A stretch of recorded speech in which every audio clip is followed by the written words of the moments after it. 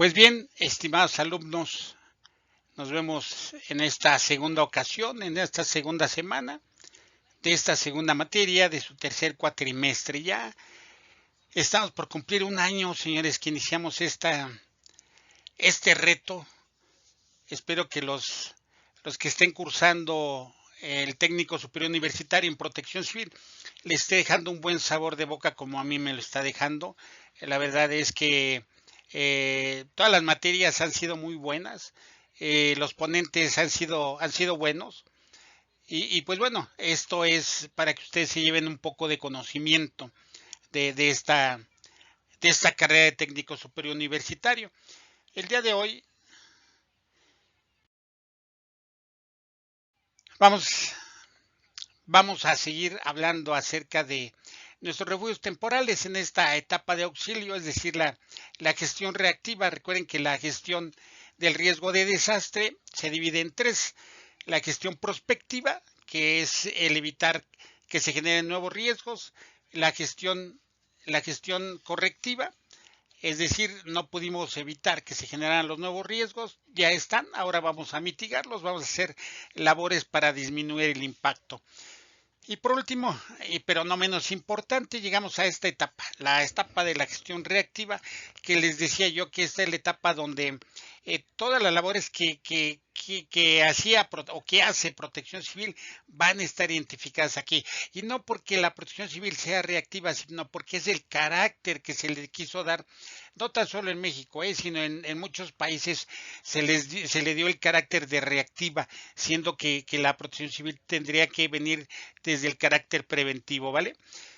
Entonces, vamos a seguir con esta etapa de auxilio en los refugios temporales, viendo precisamente el funcionamiento y las diferentes partes del staff que van a estar participando, que ya habíamos comentado también, que pueden ser gente del gobierno, es decir, gente de las instituciones de la Secretaría de Salud, de la Secretaría de Hacienda o Cobro, no sé cómo le llamen, de Receptoría de Rentas, regidores, personal de protección civil, es decir, multiplicidad de gente que pertenece al gobierno, pero también pueden ser voluntarios de alguna organización no gubernamental u ONG, como se le llama, y también se debe de invitar a participar a los que están en el refugio temporal en calidad de albergados, a que participen en las labores que se realizan precisamente dentro del refugio. En primera, pues para que no se aburran de no hacer nada,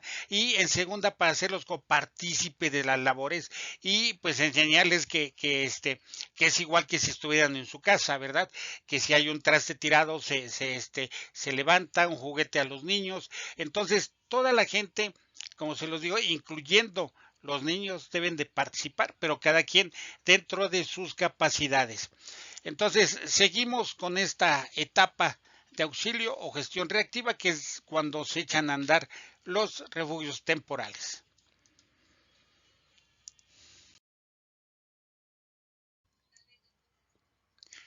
Y bien, rememorando en la primera diapositiva, ya lo habíamos visto, las áreas, diferentes áreas que conforman un refugio temporal, empezando por el área de administración, que es la principal, ya que va a tener a su cargo todo el staff, los dormitorios, las bodegas, el centro médico o puesto de salud, la cocina, los baños, los lavaderos, las áreas de recreación, los cuidados de mascotas eh, o de sí, animales de compañía que tenemos en casa y que se puede tener siempre y cuando esté afuera de refugio temporal donde coexisten o conviven los seres humanos. Entonces, este es un ejemplo de cómo se debe de conformar o las áreas que deben de conformar un refugio temporal. Aquí lo tenemos todo separado, y así se en algunas partes, en otras se ocupa un gimnasio o la sala el salón de eventos de alguna comunidad.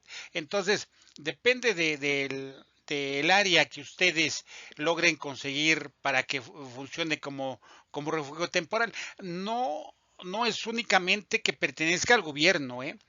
Puede ser alguna sociedad digital, puede ser, por ejemplo, las cámaras de comercio, las cámaras de industriales que tengan por ahí un área bastante grande que puedan rentarles o en comodato, a lo mejor por ahí dando ideas, puedan prestarles para el momento de que se suscite una emergencia, bueno, ya la tengan ustedes ahí preparada, ¿no? Entonces, estas son las áreas que deben de conformar un refugio temporal para su buen funcionamiento. Y bien, en esta clase seguimos con las diferentes áreas de staff que conforman o que van a atender a la gente dentro de un refugio temporal. El orden en que van no implica la importancia de ellas, pero sí, por ejemplo, la de administración es la principal, es la primera, porque es la que va a echar a funcionar todo, es la que va a conseguir al personal, es la que va a conseguir los insumos tanto de alimentación como de vestido, como de ropa de cama, como artículos para dormir. Entonces, la que va a llevar el trabajo más pesado es el área de administración. Y digo trabajo más pesado, pues porque bueno, tienen que hacer llenado de formas, formatos, muchísimas cosas.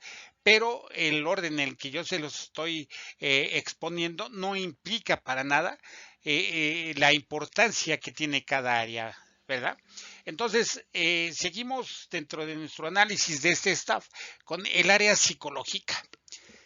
Ya les había comentado a ustedes que una vez que una amenaza, un peligro logra impactar a una comunidad y convertirse en desastre o en una situación de emergencia que requiere la atención del municipio, bueno, las personas que han resultado afectadas, llámese un huracán, llámese una inundación, llámese un sismo, el fenómeno que ocurra o la amenaza que impacte a esa gente y la gente que resulte dañada, va a tener algo que se llama estrés.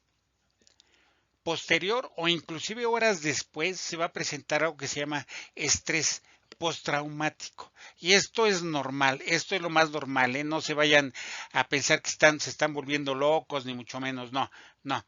De hecho, yo siempre que se los digo, creo que aquí ya se los he dicho en varias ocasiones, hasta sufrir un asalto en un camión, señores, nos va a implicar estrés postraumático. Entonces, imagínense estar en su casa y de repente escuchar la riada, la avenida de agua que viene y ¡pum!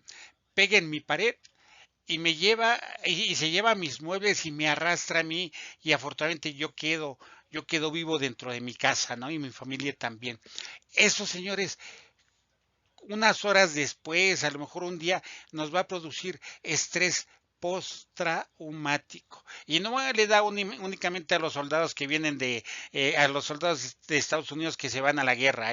Esto le da a toda la gente que pasa por algo que se llama un estresor, que el impacto de una amenaza sobre su comunidad es un agente estresor, señores. Entonces, eso nos va a ocasionar estrés postraumático. Y es por eso que debemos de tener atención psicológica dentro de los refugios temporales, por una parte, y por la otra, porque también se trata de empezar a crear resiliencia individual y después familiar entre los que están entre los que están allí de la comunidad.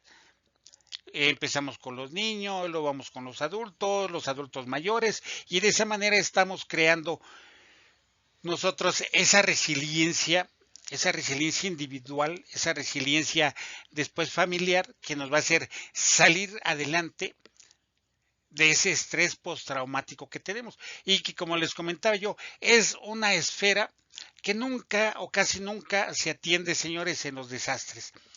Se ocupan de todo menos de una adecuada situación psicológica, ¿sí? De una adecuada atención psicológica. Y si ustedes ven los resultados de todos los desastres, te dicen económicamente cuánto costaron, cuáles fueron los daños, cuántos muertos hubo, pero nunca te dicen las cuestiones psicosociales de la gente que resultaron afectadas. Esa es una esfera que nunca se ve, señores, pero que ustedes que están tomando este técnico superior universitario van a aprender. Y con esto, señores, se trata de que ustedes sean los expertos. No, no, no, no. De hecho, decía por allí el psicólogo, el licenciado Jorge Montoya Becías, que tiene esta comunidad latinoamericana en resiliencia, que los primeros auxilios psicológicos no existen, señores. ¿Por qué? Porque los que lo imparten o los que lo prestan no son psicólogos. Lo que se hace es contención. Contención es muy diferente a prestar primeros auxilios psicológicos, que eso lo da la gente que sabe de psicología. Los que somos civiles y estamos en estas labores de estar en la gestión del riesgo de desastre porque nos fascina, ¿sí? Muchos no somos psicólogos. Entonces lo que vamos a hacer es contención. ¿Contención de qué? Contención y manejo de emociones, única y exclusivamente. Entonces, las cuestiones psicológicas las va a ver pues el personal que estudió psicología, si no, entonces, ¿para qué lo estudiaron, no? Y pues bien, dentro de las labores que corresponden a las personas que van a atender o que van a prestar la atención psicológica, la primera es detectar y atender en coordinación con el área de trabajo social. Trabajo social también es un área muy, muy importante que trabaja dentro del inmueble que sirve para refugio temporal. Se van a detectar casos que requieran atención especial, debiendo manejar dicha situación discretamente y o canalizar a otras instituciones para su valoración. Esta parte es muy importante. Localizar las personas que necesitan este apoyo psicológico desde su ingreso. Les decía yo que para los psicólogos hay ciertos rasgos, ciertas actitudes en el individuo que pueden denotar, ¿sí? Que necesitan ayuda, ayuda psicológica. Entonces, esta gente que se dedica a la atención psicológica, los van a detectar, van a ver si ellos pueden atender el evento que está sucediendo y si no, canalizarlo con las autoridades o a niveles más especializados. Después, formar grupos operativos de psicoterapia, es decir, si tenemos 3, 4, 5 gentes que estén ahí prestando atención psicológica. Y fíjense, por eso les decía yo que es conveniente que las autoridades de protección civil o de gestión del riesgo de desastre realicen convenios con las universidades. Imagínense qué fabuloso sería, tocamos madera para que no suceda, pero que en un evento desastroso, en la gente que está dentro del refugio temporal, pudiéramos llamar a la gente que está en los últimos semestres o cuatrimestres de la carrera de psicología y sus especialidades, y que nos apoyaran. Imagínense tener para 400 gentes, cuando menos 20 psicólogos, señores. ¡Wow! Creo que sería algo muy fabuloso. ¿Y eso cómo lo podemos lograr? Pues haciendo convenios con las universidades, chavos. Ujú. Y que la gente que está terminando sus cuatrimestres, sus trimestres o semestres o como se llame o como se lleven los estudios, señores, vayan a hacer su servicio social y que las labores que presten dentro de los refugios temporales en caso de emergencia les cuenten horas como pasantía de ese servicio social que deben de prestar. Ajá, entonces debemos de formar grupos operativos de psicoterapia. Fíjense que en el 11 de marzo en Madrid, que fueron las explosiones después de lo de las Torres Gemelas, hubo grupos de psicoterapia que se reunieron para atender a todas las gentes. De ahí nacieron nuevas maneras de dar terapia o de atender a las víctimas de ciertos eventos, sobre todo de estrés postraumático. Entonces, por eso es conveniente, porque la gente que estudia va allí a aplicar lo que estudia y les sirve mucho a ellos. Y uy, a nosotros, a las autoridades, va a ser fabuloso tener allí chavos que apenas van a salir, pero que ya estén practicando. Imagínense qué fabuloso sería, ¿no? Y pues bueno, entonces esta es formar grupos operativos de psicoterapia. Y después dice que dependiendo de la rapidez y la eficacia que se presten la atención psicológica dependerá en gran parte de la recuperación de la comunidad, ¿sí? Su regreso a la normalidad y además de que la situación de desastre no deje secuelas permanentes en las víctimas. Esta parte es sumamente importante y denota por qué es conveniente o por qué es primordial la atención psicológica, señores, para no dejar secuelas permanentes en las víctimas.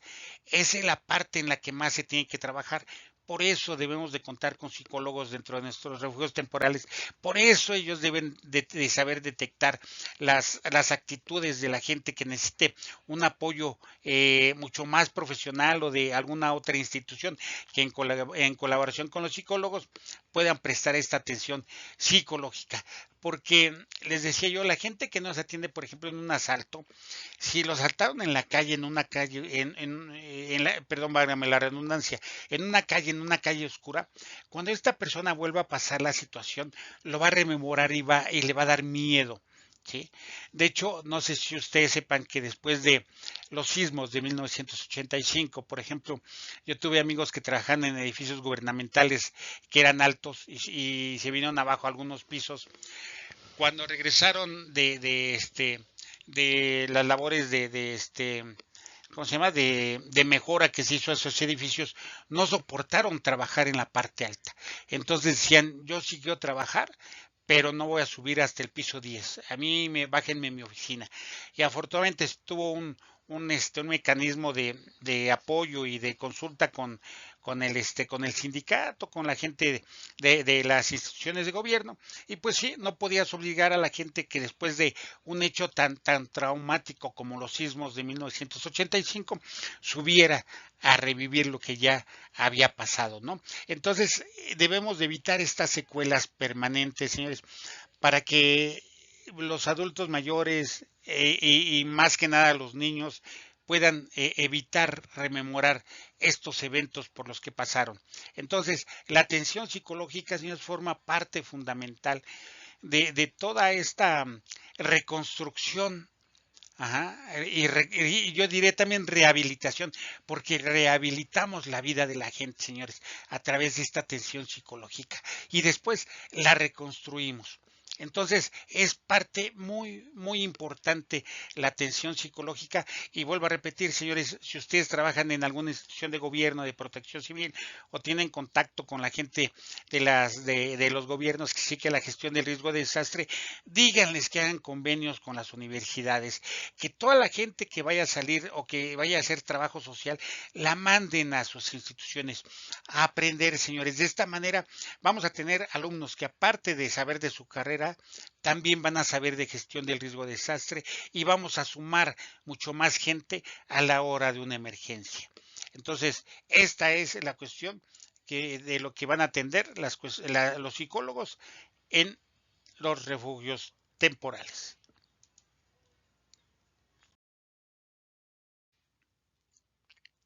Pues bien, dentro de estas actividades de los actores principales en la operación de nuestro refugio temporal,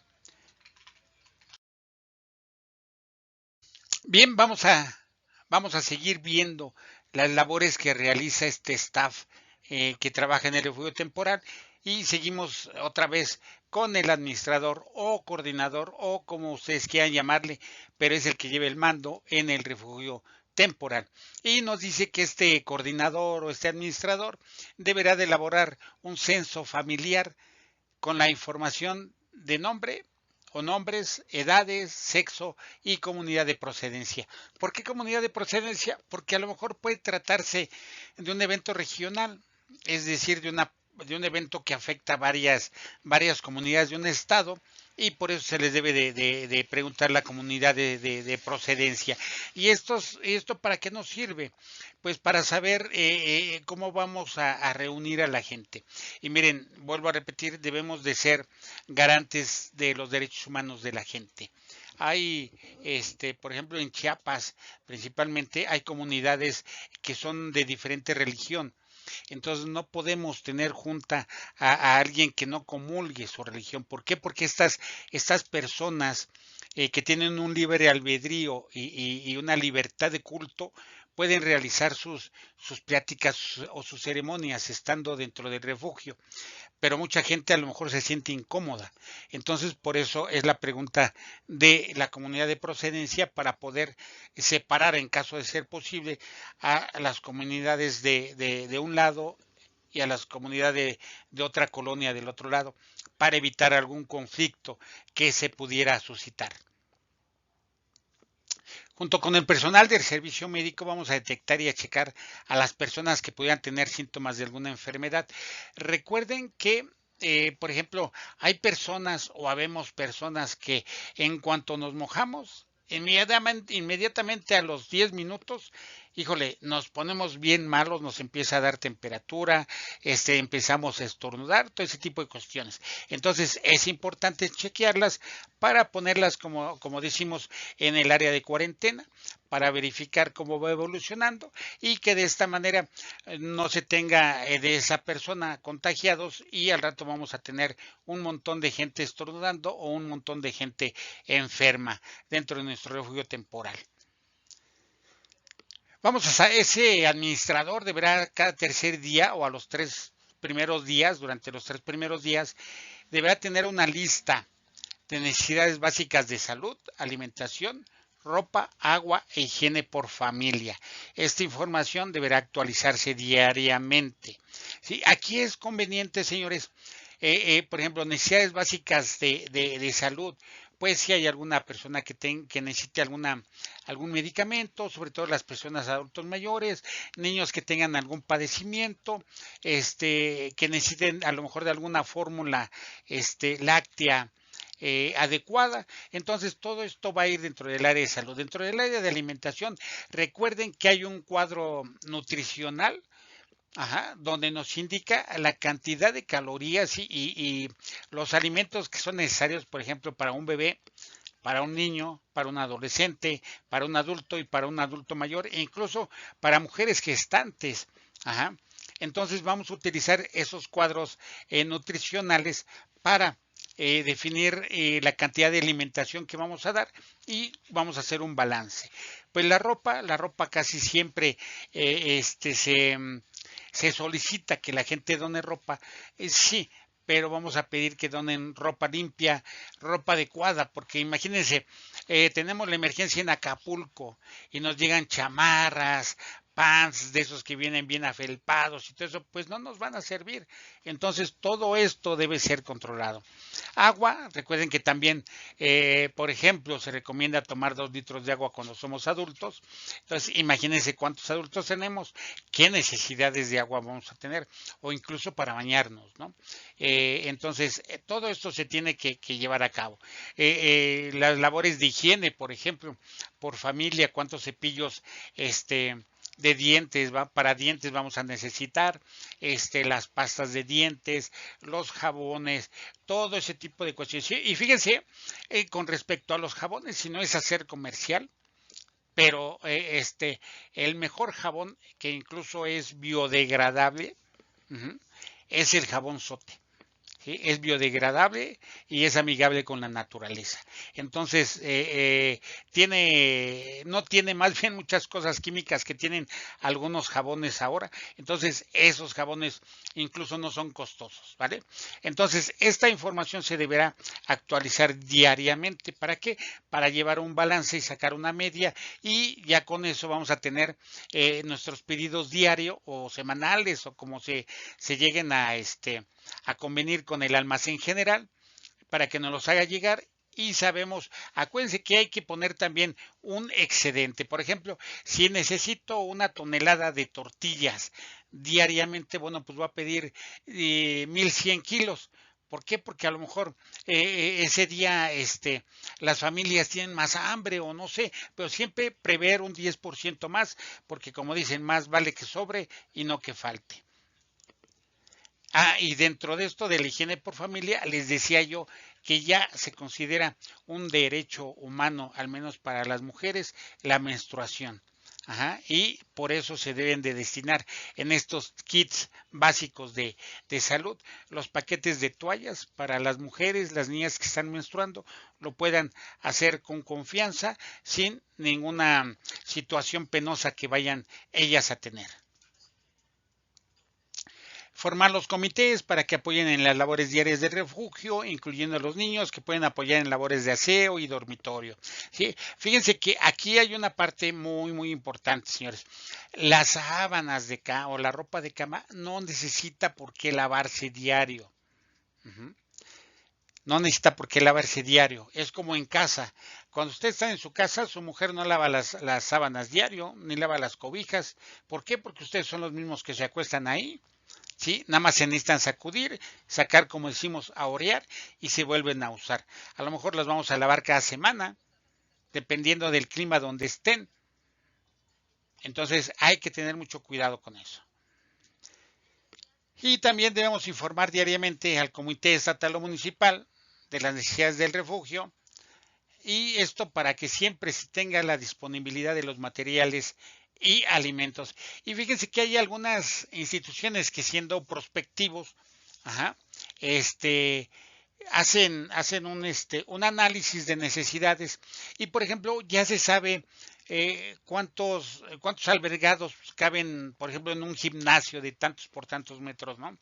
Ya se sabe. Entonces ahí ustedes pueden empezar a hacer su carácter prospectivo o su lista prospectiva y decir, bueno, si caben aquí 300 gentes, y vamos a tomar en cuenta que a lo mejor vamos a tener 50 familias en donde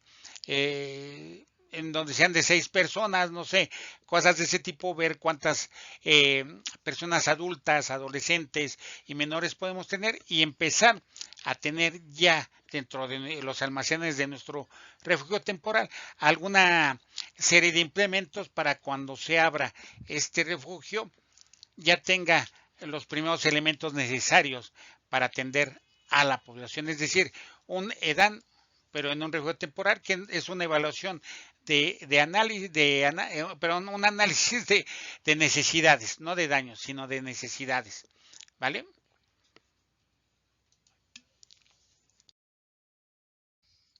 Bien, y como ustedes pueden ver aquí, seguimos con el área de alimentos, ¿no? Que es la parte más rica. Imagínense en el lugar donde ustedes se encuentren, Veracruz, Monterrey, Guadalajara, estar oliendo los platillos típicos, ¿no? Ahí imagínense unos chilaquilitos con huevo revuelto, cosas de ese tipo, ¿no? Por eso les digo que es la parte más sabrosa de esta materia, ¿no? Y pues bueno, tenemos el servicio de alimentos, efectivamente, donde los alimentos deben de estar calientes y deben de estar preparados en el día. Es decir, no se vale que sean alimentos de 3 días, de 2 días, no. Los alimentos se tienen que terminar. Y si tenemos sobrantes, bueno, pues si tenemos por ahí a nuestras mascotitas, nuestros perritos, nuestros gatitos, pues podemos darle parte de esos alimentos. Mientras, recuerden que los perros no pueden comer, los perros y gatos no pueden comer chile, no pueden comer cebolla, no pueden comer semillas de jitomate y algunas otras cuestiones, porque les hace mucho daño.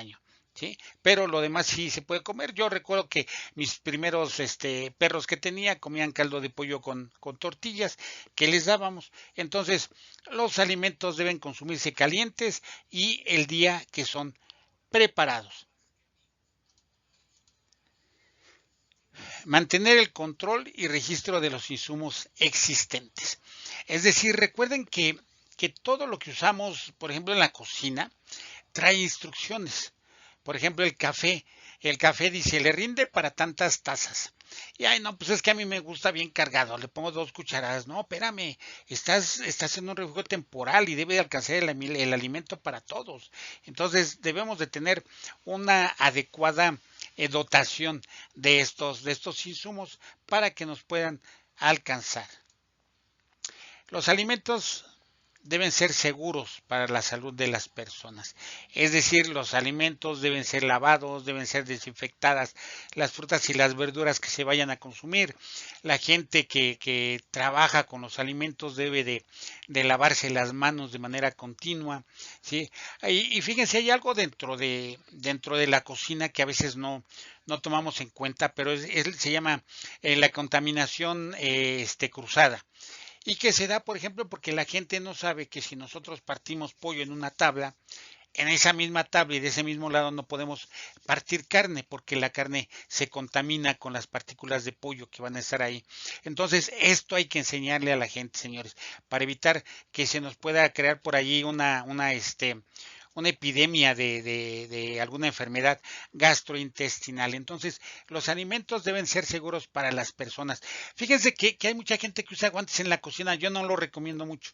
¿Por qué? Porque los guantes de todos modos van a adquirir partículas de un lado y del otro. Entonces yo lo que prefiero o lo que les recomiendo es que, por ejemplo, la gente manipula manipula pollo, va y se lava las manos y manipula la carne. Una vez que termina de manipular la carne, va y se lava las manos y manipula los demás alimentos, ¿vale? Para evitar esto que se llama contaminación cruzada y que nos puede evitar daños en la salud de las personas que se encuentran dentro de nuestro refugio temporal.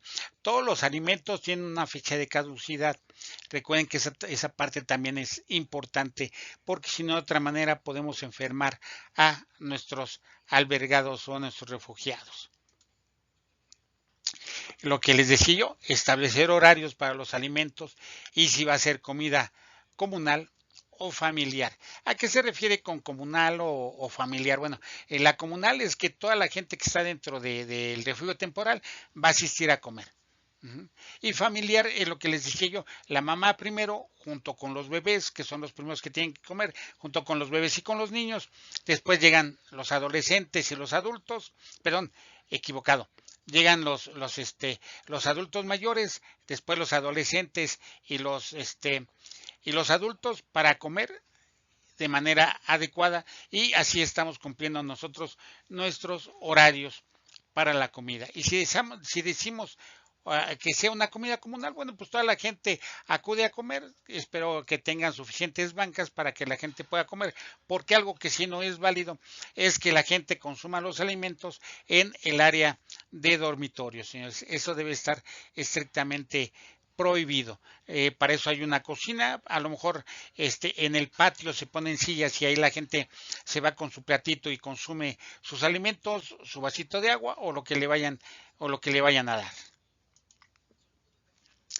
Esta parte es importante. Definir una dieta básica de acuerdo a los grupos etarios. Los grupos etarios, es decir, los grupos de edad o como se tengan registrados. Recuerden que de cierta edad a cierta edad son bebés, de cierta edad, de ciertos años a ciertos años son niños, después adolescentes, y después adultos y después adultos mayores.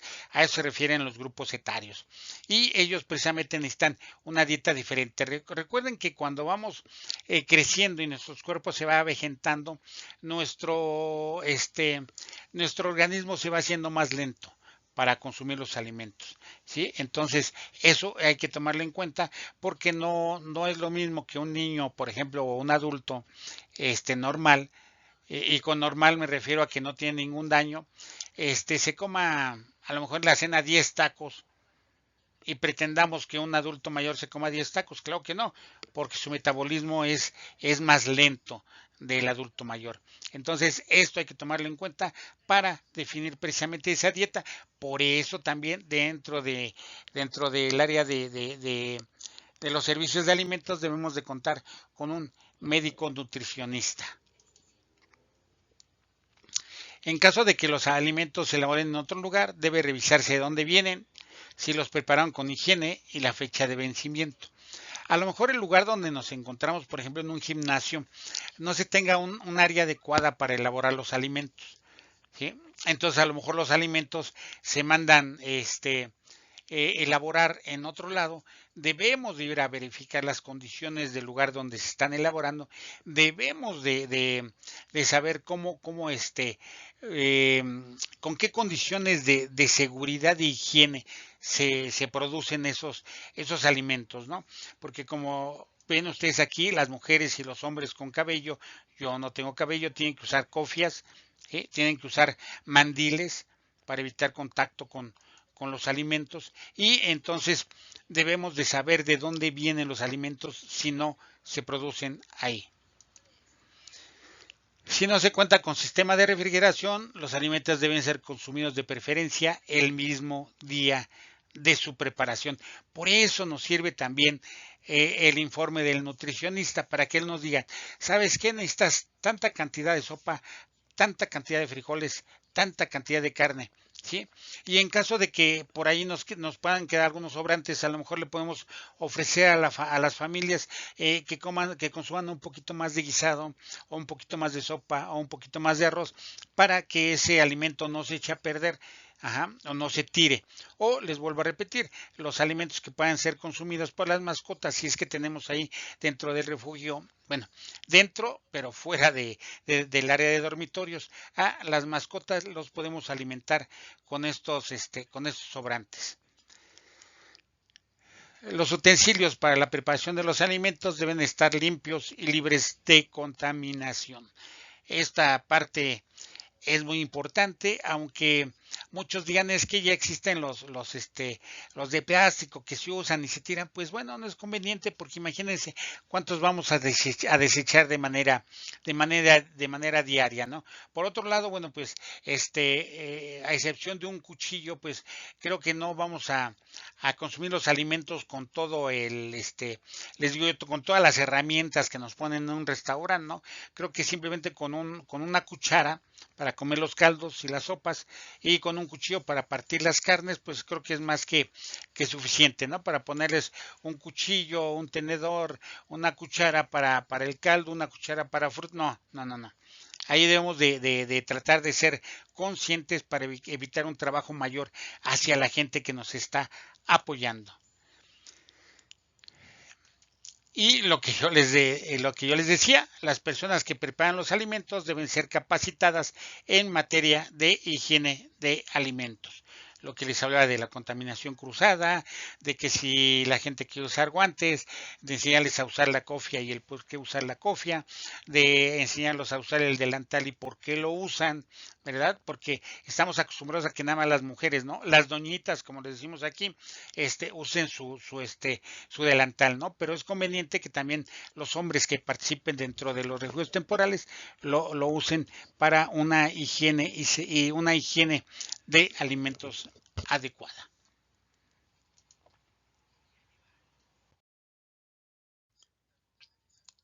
Bien, proseguimos con esta parte que corresponde al área de alimentos, y esto es en caso de ser posible, se recomienda seguir lo siguiente. Lo primero, incluir un alimento de cada grupo: frutas y verduras, cereales, leguminosas y alimentos de origen animal en cada una de las tres comidas. Esto es para tener un adecuado nivel de nutrición, ¿sí? Por eso se recomienda en caso de ser posible. Después, combinar todos los grupos de alimentos en cada tiempo de comida. Los alimentos de cada grupo tienen la misma función y por lo tanto pueden sustituirse unos con otros dentro de ese grupo. Ajá, es decir, vamos a combinarlos de manera que no se haga aburrida la comida para la gente, ¿sí? Porque a veces se hace muy monótona que diario le estamos dando, por ejemplo, arroz y arroz y arroz. Bueno, pues a lo mejor les podemos dar un arroz poblano, ¿no? Con tiras de chile poblano, o a la jardinera, con verduritas. Bueno, ustedes sabrán, y la gente que siga a la cocina lo sabrá. Cuidar que los alimentos estén en las mejores condiciones y se preparen con higiene para evitar riesgos para la salud. Esta parte es muy, muy importante, señores. En esto que se preparen con higiene para evitar riesgos para la salud, también hay que tomar en cuenta dentro de los alimentos que no son muy recomendables, a menos que tengan ustedes ahí personas que conozcan, y a veces la gente que vive en esos lugares lo sabe: pescado, señores. porque hay gente que dice, es que cuando vas a comprar pescado debes de verle el ojo, y si el ojo está acuoso y si el ojo está seco, entonces, si ustedes van a servir pescados o algún tipo de marisco que requiera una atención especial, traten de que la gente del lugar, sobre todo las señoras, les indiquen si están buenos, si sirven, ¿sí? Porque si no, no lo sirvan. Únicamente podemos servir alimentos que no tengan riesgos para la salud de las personas. Y es aquí donde nos va a servir nuestra encuesta, nuestro censo inicial, porque ahí también vamos a preguntarles si tienen hijos o tienen algún familiar que padezca de alguna, ¿cómo le llaman esto? De que sean, alérgicos a algún tipo de alimento. Y bueno, consumir cantidades adecuadas de alimento de acuerdo con la edad, sexo y actividad física para cubrir o cumplir con las necesidades del cuerpo, evitando excesos o deficiencias. Es importante acudir a la unidad de salud para recibir orientación. Esta parte, señores, dice, y actividad física. Es decir, las señoras que van a estar a cargo de lavar la ropa, de barrer o de hacer el aseo, van a necesitar un poquito de cantidad extra de alimentos. ¿Por qué? Porque su actividad física va a ser superior a la demás. ¿Sí? Entonces hay que ver a qué se van a dedicar cada una de las personas que vamos a tener dentro de nuestro refugio temporal para darle la cantidad de alimento que sea adecuado y que cumpla con los requerimientos nutricionales, claro está. Y bien, seguimos con esta área que es el área confortable, ¿no? De todo refugio temporal. A lo mejor podemos tener camastros, a lo mejor nada más tenemos los colchones, a lo mejor tenemos colchonetas, pero cualquier cosa se debe de adecuar para darle un adecuado este confort a nuestros refugiados, a nuestros albergados. Entonces, los servicios a considerar en los dormitorios, la primera es ropa de cama. ¿Sí? Dependiendo del clima, por ejemplo, en un clima cálido, a lo mejor nos va a bastar con una sabanita o con dos. En climas fríos, a lo mejor son dos sabanitas y una cobija.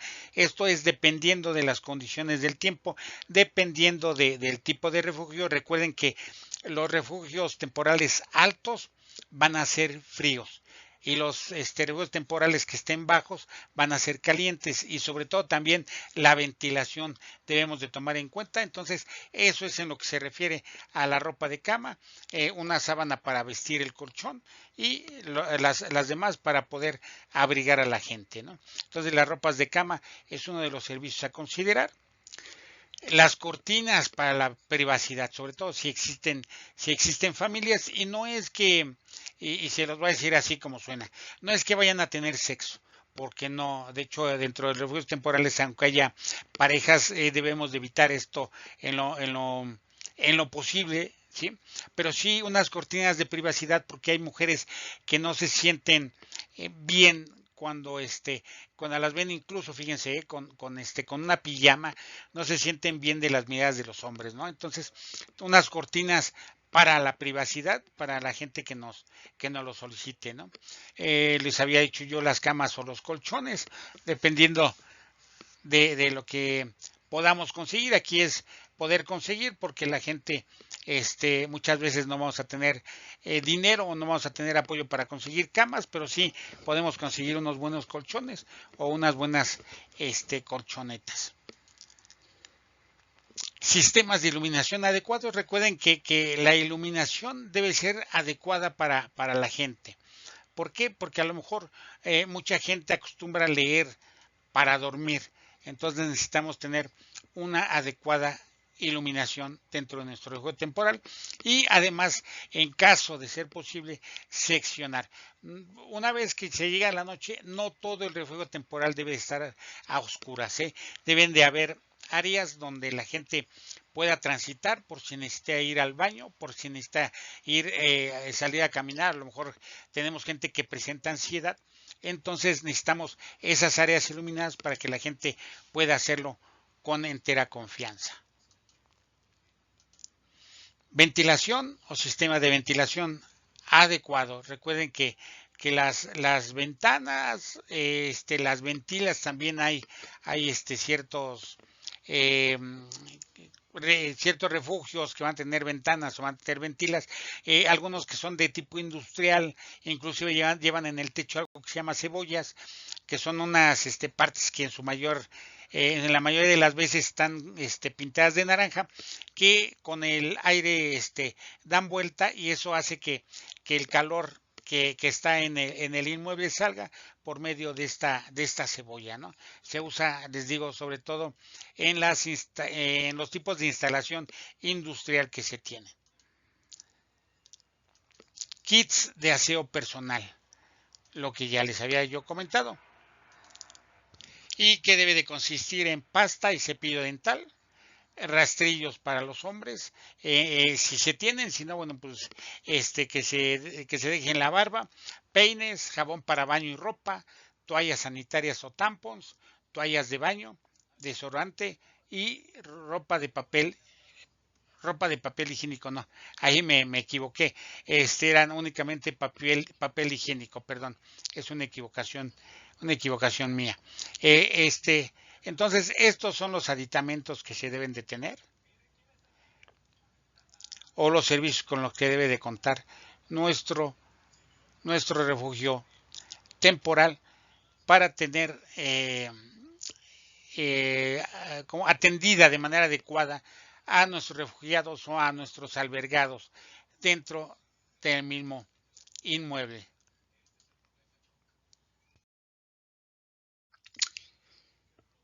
Bien, llegamos a uno de los servicios que va a ayudarnos a mantener la tranquilidad dentro de nuestro inmueble del refugio temporal y que es el área de seguridad o el servicio de seguridad.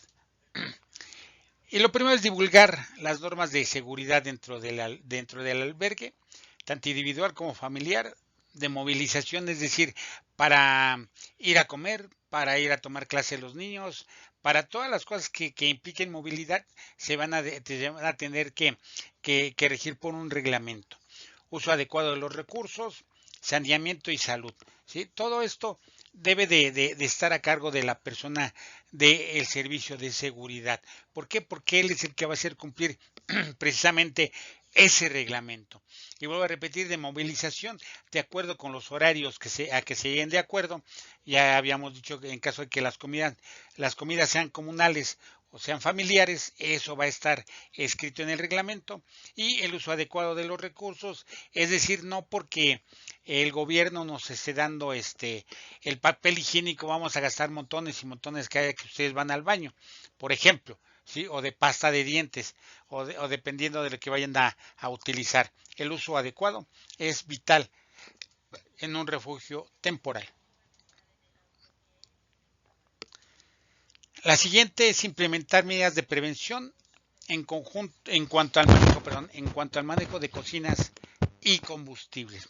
Aquí esta parte es muy importante y esta parte del personal de seguridad que se recomienda que sean los policías municipales o estatales, también convendría que la gente de protección civil vaya a impartir unas pláticas sobre uso de combustibles dentro de las cocinas.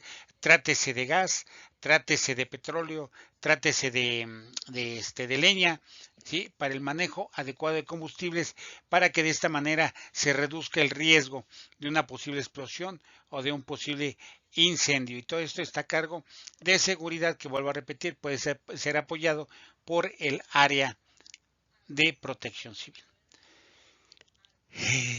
Se debe de elaborar e implementar el plan de evacuación del albergue o del refugio temporal. Fíjense qué importante es este papel del servicio de seguridad.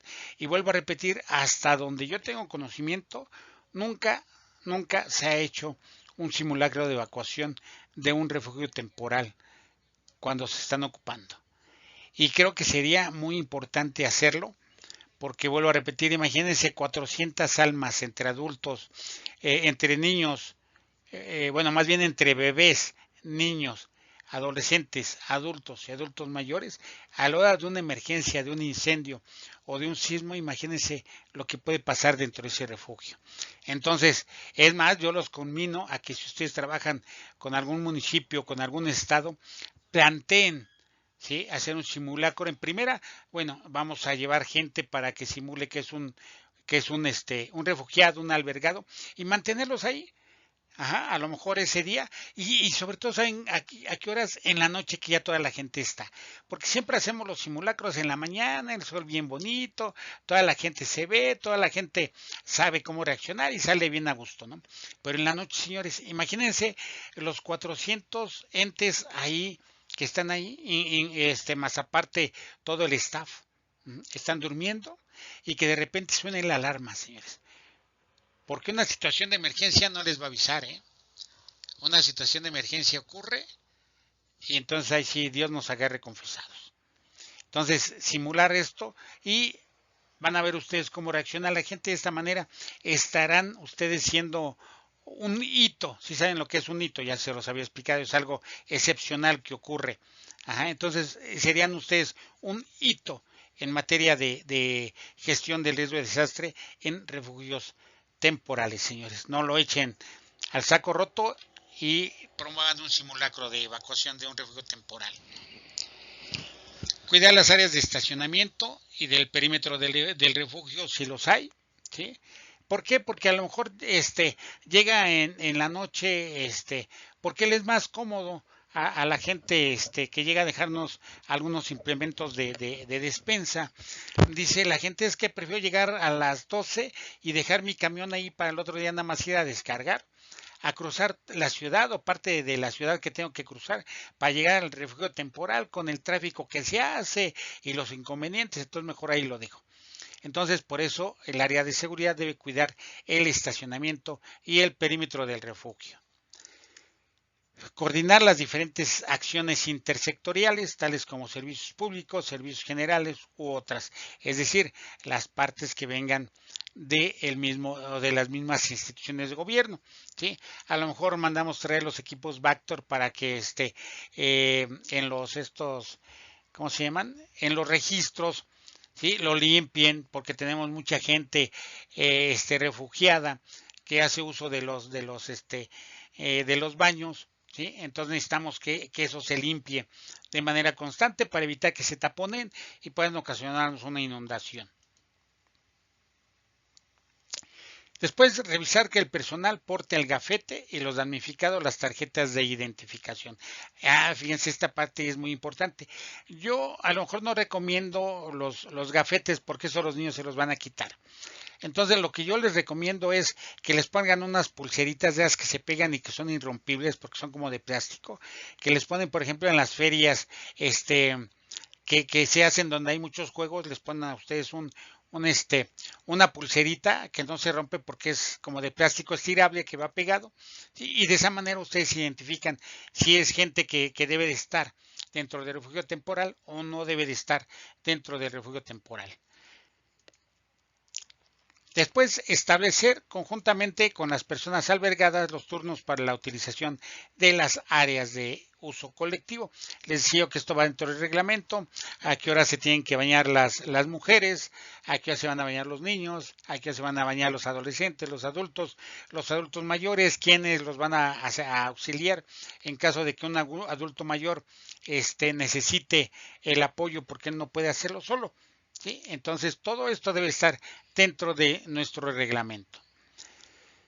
Organizar brigadas contra incendio, que son las que van a cuidar el refugio y que además cuenten con el equipo necesario. Y asimismo se deberán de encargar del mantenimiento y operación. Esto es bien cierto. No estamos exentos de una emergencia después de ocurrir esa emergencia. Entonces, el refugio temporal o el inmueble que albergue el refugio temporal debe de contar con los aditamentos necesarios para el cuidado y la seguridad de las personas. Los extintores suficientes, a lo mejor son hidrantes los que necesitamos, también los tienen que tener. Y el personal de seguridad y protección civil deberá de enseñar a la gente a utilizarlo. ¿Por qué? Porque a lo mejor en la noche nada más tenemos 2 vigilantes para 400 gentes. Imagínense ir de un lado a otro de un refugio temporal con gente acostada en la noche para atender un incendio. Entonces vamos a hacer a la gente que está en ese momento dentro del refugio temporal copartícipe para que al momento de una emergencia apoye al personal de seguridad. Autorizar el ingreso de visitantes u otras personas al refugio temporal fuera del horario regular. Prohibir la ingesta de bebidas alcohólicas o drogas dentro del refugio. Esta es una parte muy importante. No se debe de permitir la ingesta de bebidas alcohólicas o algún tipo de droga porque pueden suscitarse hechos lamentables dentro del inmueble. Y después organizar grupos de vigilancia con los damnificados y solo si es necesario solicitar ayuda a las autoridades. ¿Sí? Entonces vamos a apoyarnos con la gente del mismo refugio para que nos preste el apoyo en caso de ser necesario. Les decía yo que hace algunos años, cuando existía el FONDE, se contrataba a la gente, por ejemplo, para limpiar las calles y se les daba un incentivo, ¿no? Ahora no sé si exista, no sé si se puede hacer así, pero si no, de todos modos vamos a conminarlos a que lo hagan de manera voluntaria.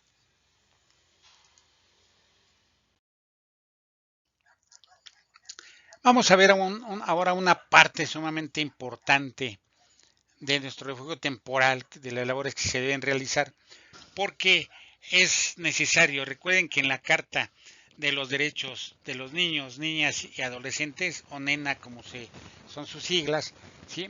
La educación forma parte de sus derechos humanos.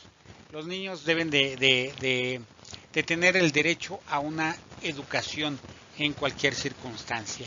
Entonces, es por eso que les decía yo desde el principio que las escuelas no se pueden usar como un refugio temporal, porque estamos violentando los derechos de esos niños, niñas y adolescentes a una educación.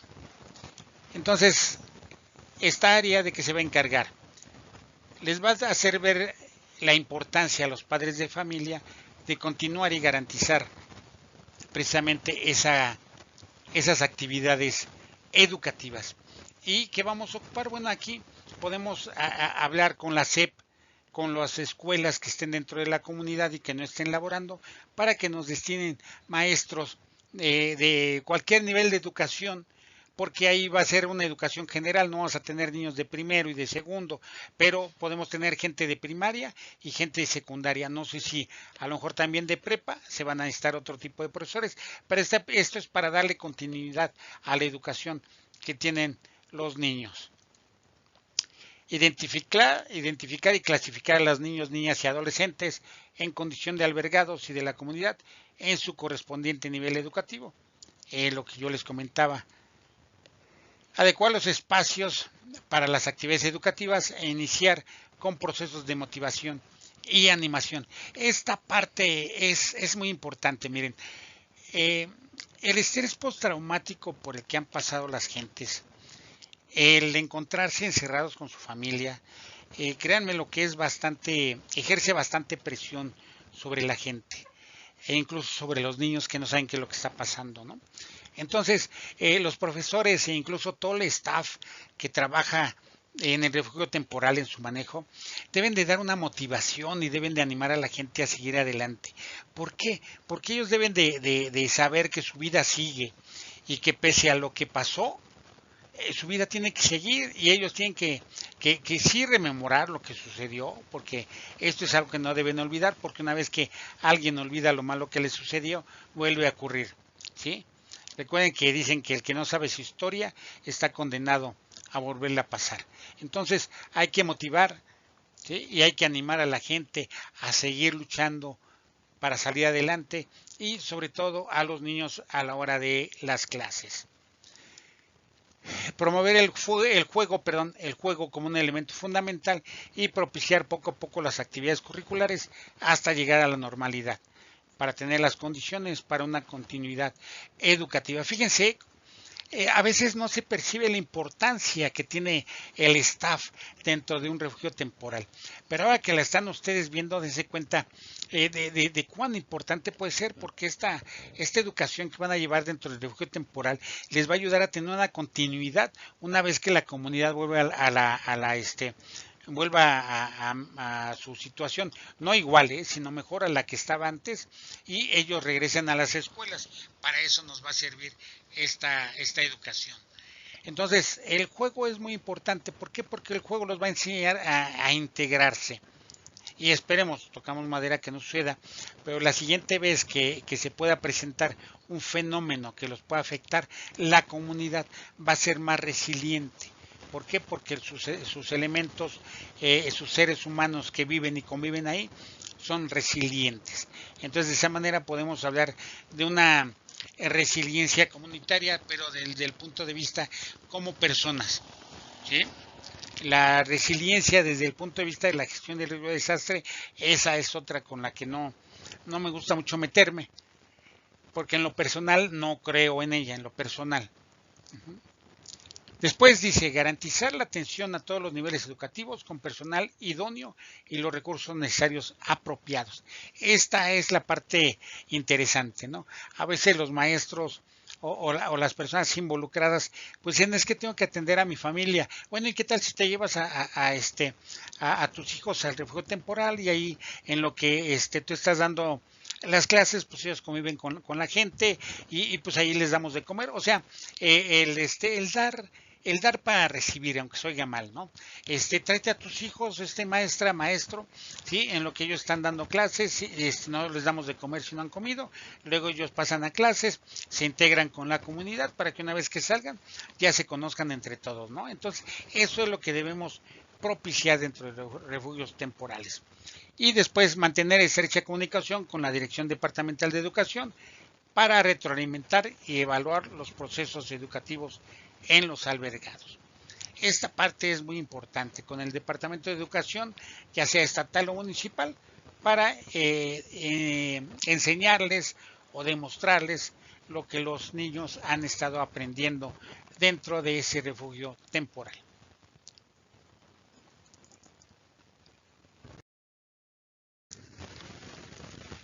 Este apartado que vamos a ver en unos momentos, ya lo pudieron ustedes ver aquí, que nos habla sobre las personas vulnerables. Precisamente el día de hoy el CENAPRED, a través de la ENAPROC, llevó a cabo un curso sobre la integración de personas de personas o de comunidades vulnerables a la gestión del riesgo de desastre, cosa que ya en algunas partes se venía haciendo, pero ahora se demostró cómo hacerlo de manera adecuada. Y así vimos, por ejemplo, cómo atender a personas con alguna discapacidad, ¿sí? Eh, este, física, mental, dependiendo de lo que tengan, personas adultas mayores, migrantes inclusive. Entonces, dentro de estos grupos vulnerables tenemos personas con discapacidad y debemos de identificar la situación por la que están pasando o lo que tienen para poder gestionar los apoyos necesarios para estas personas con discapacidad. Si son personas con una discapacidad física, vamos a tratar de conseguirle lo que necesiten para su apoyo, silla de ruedas, bastón, muletas, a lo mejor hay gente que está mal de las rodillas, necesitan una, una rodillera especial, no sé si ustedes las han visto, hay unas que incluso son de varillas de plástico o unas que ya son extremas que traen varillas de acero. Todo eso trataremos de conseguirlo para poder atender a nuestras personas con una discapacidad física. Si es posible, vamos a hacer algunas adecuaciones para facilitar el auxilio en estas instalaciones. Por ejemplo, imagínense tener personas con discapacidad visual en un refugio temporal.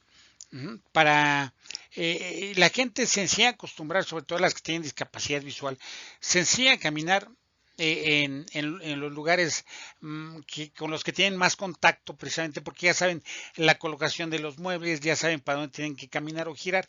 Pero en un riesgo temporal, señores, imagínense el caos que puede haber a la hora de que esta persona quiera salir a lo mejor por una emergencia, ¿no? Entonces aquí es recomendable, en algunas partes se hacen unas hendiduras en los pisos para que ahí pongan el bastón y los va guiando. Son señales pedestres, me parece que se llaman así. Y en un relevo temporal, por ejemplo, podríamos poner un cable que fuera pegado con esta cinta plateada que pega muy fuerte y decirle, ¿sabes qué? Aquí tienes un, un cable que te va a servir como línea pedestre, ¿sí? Para que tú vayas, por ejemplo, si quieres ir al baño, si quieres ir al patio, si quieres ir a la cocina, dependiendo a dónde quieras ir, de ahí te puedes desviar. Y ustedes le van a decir, hasta aquí llegas y aquí a la derecha están los baños, te sigues adelante, vas a salir al patio, si te sigues hacia adelante y vas hacia la izquierda, vas a estar en la cocina. Debemos darles las indicaciones para que ellos puedan ahora sí, con el permiso de utilizar la palabra, navegar de manera adecuada dentro de el inmueble que conforma el refugio temporal. Y la atención a los ciudadanos en los refugios temporales debe ser inclusiva, es decir, no podemos nosotros violentar sus derechos humanos, debemos de ser inclusivos. Si no sabemos lenguaje de señas, porque no a todos se nos da, yo he tratado de aprenderlo, pero a veces soy muy bruto, no recuerdo muchas cosas.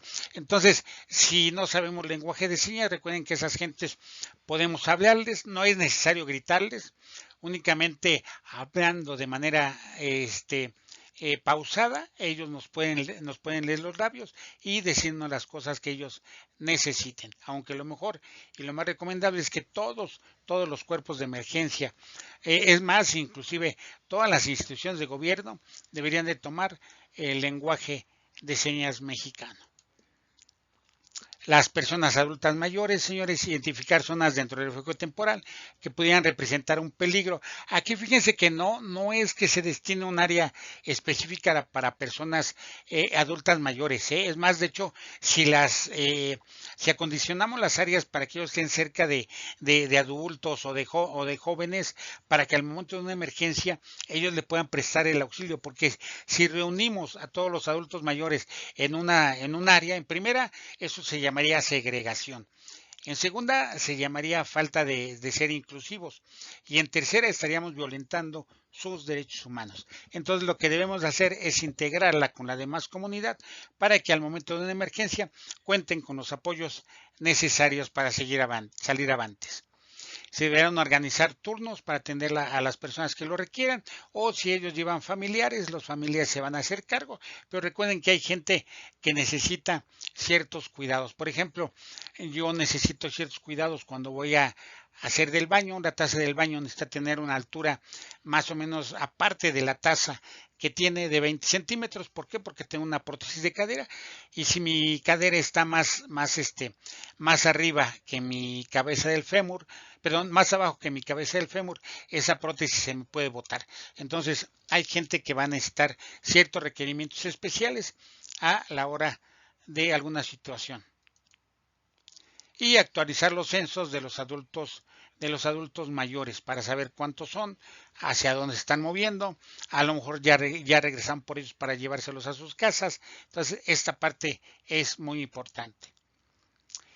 Coordinar con el servicio médico la atención de las personas con enfermedades crónicas o que necesiten medicación.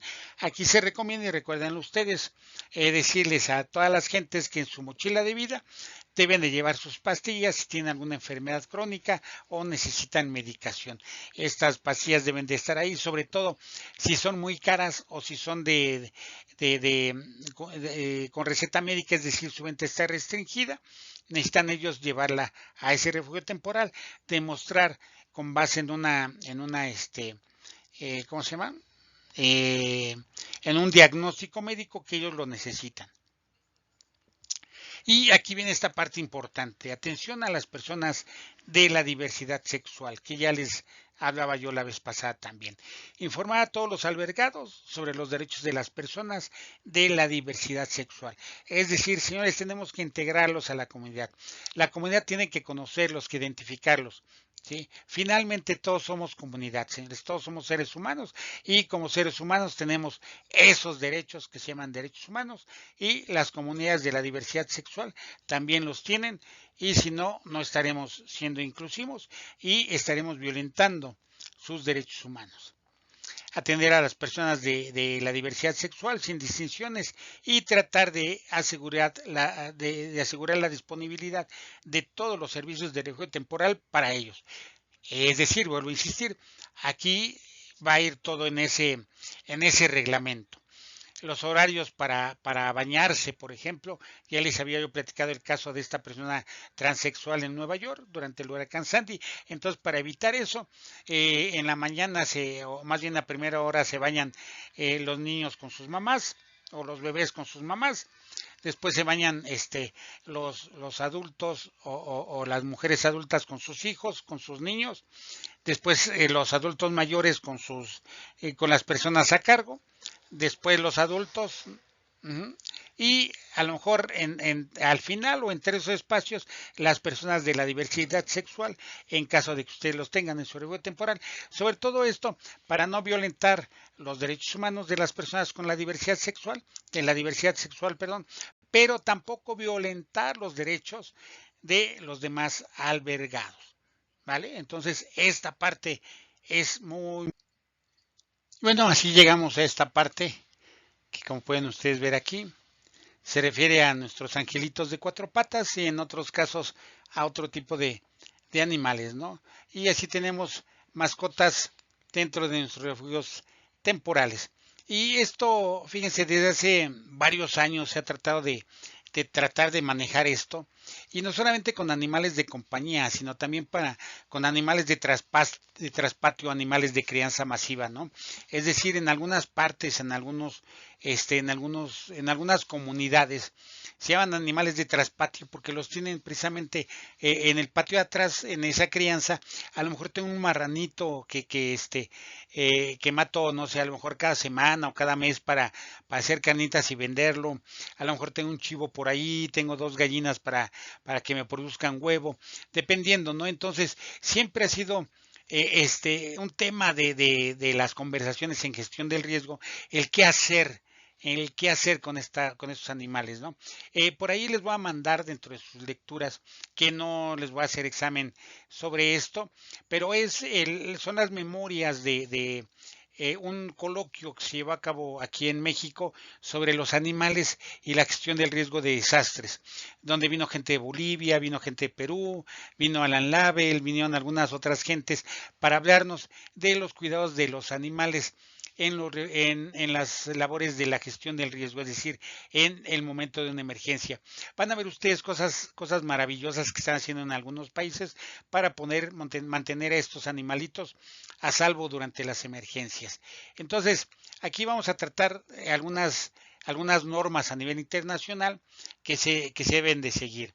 En primer lugar, si vamos a estar o no vamos a estar dentro de la casa, estos chiquitos, en caso de que sean mascotas, deben de estar en una zona de menor riesgo de nuestro hogar, donde puedan estar a salvo en caso de una emergencia, ¿sí? Ahí deben de estar en ese cuarto o ese patio, el lugar donde estén, debe estar exento de algún riesgo para que si ocurre una emergencia, ellos sigan permaneciendo a salvo. Si tenemos animales de traspacio, de crianza masiva, bueno, tratemos de que, por ejemplo, para que sobrevivan a una inundación, tenerlos, a lo mejor nos va a costar trabajo, pero podemos traer tierra y elevar el suelo unos 30 centímetros de cómo está el demás suelo, para que cuando venga el agua a lo mejor no les llegue a ellos, ¿no? Es decir, podemos hacer adecuaciones en nuestras casas, en nuestros patios, para que los animales puedan sobrevivir. Si están solos en casa, deben tener alimento para varios días en su charola y también agua.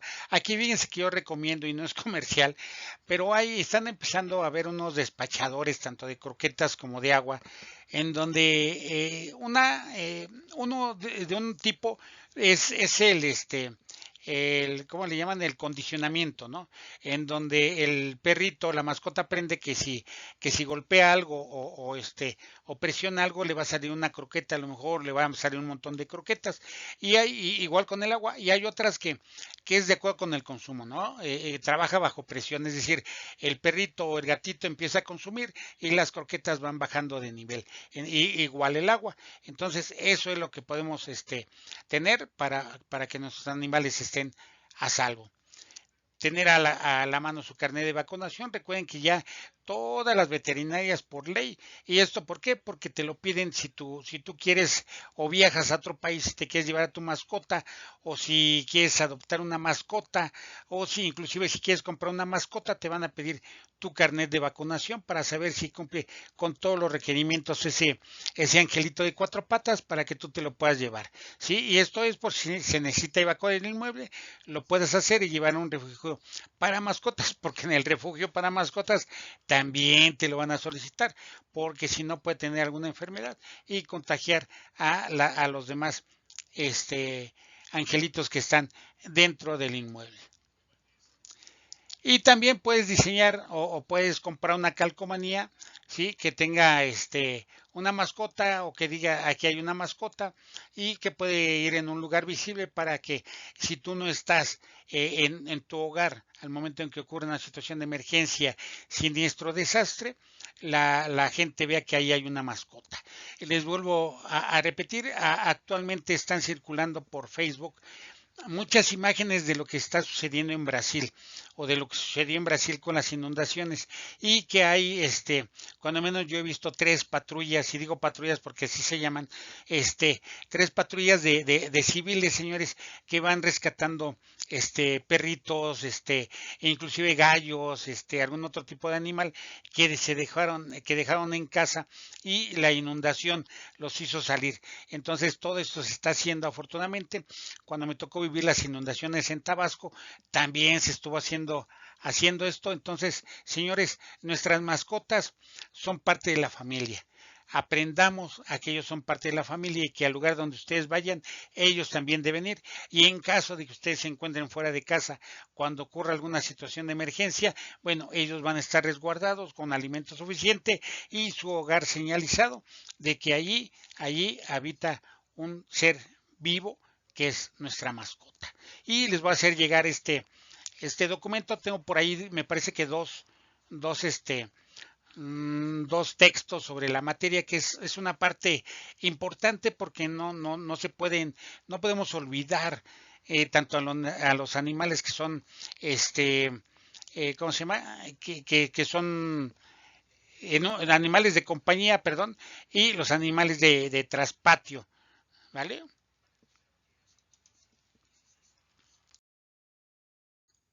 Y bien, en esta parte, como ustedes lo pudieron leer, vamos a pasar a lo que es la mochila para mascotas. Así como hay una mochila para las personas, una mochila de vida, también hay una mochila para las mascotas. Y lo primero que debe contener es alimento, que ya sea en forma de croquetas o los sobres de alimentos o el alimento enlatado. Bueno, esto es recomendable para las mascotas. ¿Sí? Aquí están los dispensadores que les comentaba yo. El agua, que es vital para nuestras mascotas, llevarla en un recipiente adecuado dentro de la mochila. Su correa, aprendan a traer a sus mascotas con correa. Cuando me dicen, es que mi mascota se perdió, como que yo digo, ay, ¿cómo se va a perder si tiene el olfato más sensible que el ser humano? Y puede olernos, ¿no? ¿Cómo se perdió? Bueno, pues porque acostumbran a pasearlas sin su correa. Entonces es muy conveniente traer su correa, traer su collar, que aquí están los collares. Yo a mi mascota le compré un collar que para las noches tiene un foquito que tiene dos niveles. El primero es un intermitente y el segundo se ilumina todo el collar para que los conductores y la gente identifique que ahí voy con mi perrito, ¿sí? Y lo identifique por su collar. Su placa, ¿sí? Su placa, que esta parte es muy importante. En esta plaquita va su nombre, atrás van los nombres del dueño y va su teléfono en caso de emergencia para que les avisen a ustedes en caso de que se haya extraviado. Hay gente que les pone un chip, ese chip se lee con un, válgame la redundancia, lector de chips y ahí aparecen todos los datos necesarios para regresar a esa mascota a su hogar. Juguetes, recuerden que para entretenerse y para no aburrirse en el refugio temporal, bueno, también van a necesitar ellos juguetes, recuerden que son como niños. Y después ropa, aunque se recomienda o los veterinarios recomiendan que no es necesario que las mascotas usen ropa, algunas gentes tienden a vestirlos con ropa, ¿no? Dicen los veterinarios que esto no debe de ser. ¿Por qué? Porque los perros, las mascotas cuentan con un pelo que los cuida algunas veces de la humedad, algunas veces del calor, otras veces del frío, y que no es necesario tenerlas cubiertas con ropa como los seres humanos. Entonces, señores, con esto terminamos nuestra segunda clase de este cuatrimestre y ya nada más nos queda la siguiente semana. Les voy a hacer llegar los videos con los textos para que se pongan a estudiar, hagan resúmenes, hagan cuadros sinópticos. Recuerden que es una parte muy importante el que ustedes tengan una adecuada comprensión de lectura para, llegado el momento, puedan ustedes contestar sus exámenes. Y bueno, de mi parte es todo por esta semana. Muchísimas gracias por su atención. Espero sigan aprendiendo algo de lo poco que les dejamos los profesores y nos vemos la siguiente semana.